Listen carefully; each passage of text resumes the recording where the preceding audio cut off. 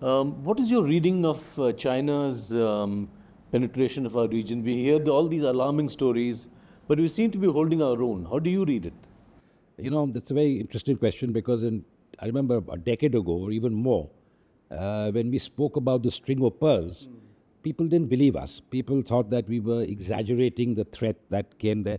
But those of us on the ground knew what was happening even then. And what China has been able to do because of its deep pockets and, of course, cultivating the elites in these countries in a way that we cannot. We are a democracy and we cannot go beyond a point. And I know what they did in Sri Lanka. Personally, I saw it myself. Now, we are unable to match them in terms of the funds available to them and some of the methods that they use to co-opt the elites, the governing elites in those countries. So I think it was obviously not philanthropic. The purpose was quite clear to keep India hemmed in and within the region. South Asia not really challenge. We are not challenging anybody, but basically to keep us boxed in the region. And our neighbors are very adept at playing India versus a third country, a extraterritorial country outside the region. Earlier it was the United States and the West, and now it's China. So we are aware of that, but we continue to try and have our own bilateral sort of synergies with these countries, sometimes successfully, sometimes not so successfully, and for various reasons. But I think we need to be mindful of what China is up to. I know in 2015 things turned around in Sri Lanka, but then things can always change because we need to have a relationship with our neighbors irrespective of which government is in power. I think we've done that to some extent successfully in Maldives, and I hope we can do it elsewhere too, because I think the way India has grown in the last decade or even last 2 decades, but certainly in the last decade, I think people have realized that not only is India the first responder in terms of assistance, whether it's the tsunami or whether it's COVID, but also because the economy. I mean, by plugging into the fifth largest economy, about to become the third largest economy in the world, there are benefits. And I think our neighbors realize those benefits. Of course, Pakistan is sui generis, so I will not talk about Pakistan. But the Chinese penetration in our neighborhood is, I would say, quite deep. In some countries, more than others. But I think we are up to the challenge in terms of promoting our own interests, not necessarily blocking China, but giving our neighbors an alternative.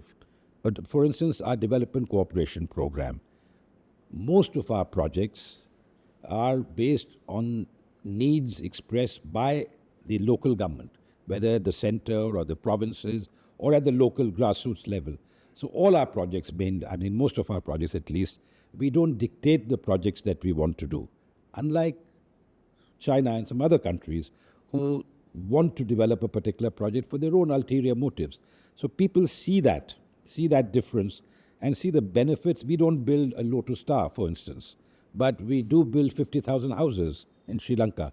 And I've seen for myself, in fact, I don't know if you're aware that India, that program was nominated for the World Habitat Award in 2015-16. Yeah. But because these actually benefit the people at the grassroots level. There are high-impact development projects, the quick gestation projects.